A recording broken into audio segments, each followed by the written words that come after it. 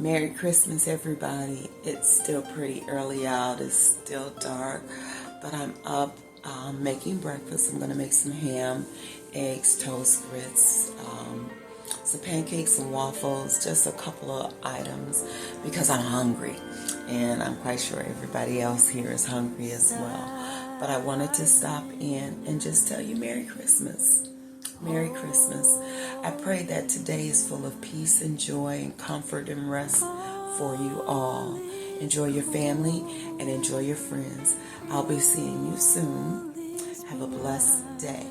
Today is the day that our Lord has made. We shall rejoice and be glad therein. Celebrate our Lord and Savior Jesus Christ today.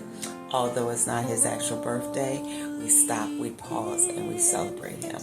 So enjoy your family, enjoy your friends, enjoy all your loved ones, and I'll see you soon.